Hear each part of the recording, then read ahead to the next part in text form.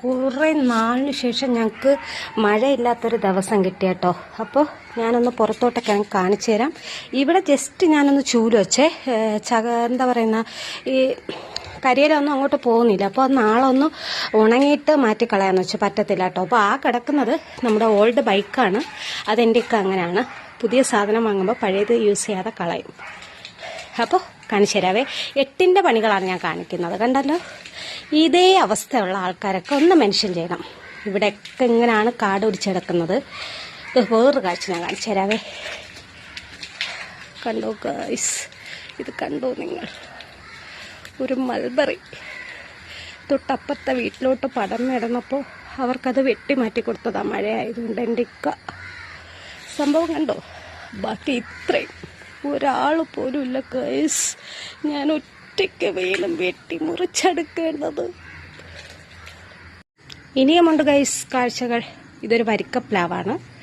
അതിൽ നശിച്ചു പോയ ചക്കകൾ ഞാൻ കാണിച്ചു തരാം. ഇതൊക്കെ ഏകദേശം കഴിഞ്ഞു. ഇത് അവിടോട്ടൊക്കെ കണ്ടിട്ടേ. ഇങ്ങനെ ചക്ക പോലും കഴിക്കാൻ പറ്റാത്ത അവസ്ഥ നിങ്ങൾക്കുണ്ടായിട്ടുണ്ടോ? അത് കണ്ടോ, സിംഹത്തിൻ്റെ അതേ കളറുള്ളൊരു പൂച്ച. പേടിയാകും രാത്രിയൊക്കെ ഒറ്റയ്ക്കുണ്ടാവും. ഇനി നമുക്ക് മുകളിലോട്ട് പോകാം. നിങ്ങൾ വിചാരിക്കും ഇവിടെ മാത്രം എന്താ ഇത്ര വൃത്തിയെന്ന്. ഇത് ഞാൻ കുറച്ച് മുന്നേ തൂത്തതാന്നേ. ഇതിൻ്റെ മുകളിലോട്ട് പോകേണ്ട ഒരു ആവശ്യം ഉണ്ടായിരുന്നു.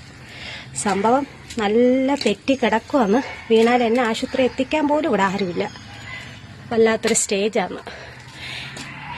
ഇതിലൊരു ചക്ക വന്നിട്ടുണ്ട്. കൂഴയാണോ വരിക്കയാണോ എന്നൊന്നും അറിയത്തില്ല. കഴിച്ചിട്ട് ഞാൻ പറയുകയാണെ. കിട്ടുകയാണെങ്കിൽ ഇതുകൊണ്ടോ കുളിമുറിയുടെ മണ്ടയിൽ വരിക്കച്ചക്ക ഇല്ലാണ്ടായിട്ട് കിടക്കും. അതിനകത്ത് കുരുക്കളൊക്കെ ഇങ്ങനെ കാണുന്നുണ്ട്. ഇനി അതൊക്കെ പൊടിച്ച് കുട്ടികളാകുമോ ഇല്ലയോ എന്നറിയാം മണ്ണില്ലാണ്ട്. ഞാനതൊരു വീഡിയോ ആയിട്ട് നിങ്ങൾക്ക് കാണിച്ചു തരുന്നതാണ് ഇൻഷാ അല്ലാ. വീടല്ലേ ഗൈസ്, ഞാൻ അങ്ങനെ മുകളിലെത്തി. കണ്ടോ വെള്ളം ഒന്നിച്ചിരി ഉണർന്നു. ഒരു മണിക്കൂറത്തെ വെയിലാന്നേ. നല്ല ഇതായി. ഇതിലൊരു സംഭവം സൂപ്പർ ഒരു പപ്പായ കിട്ടി.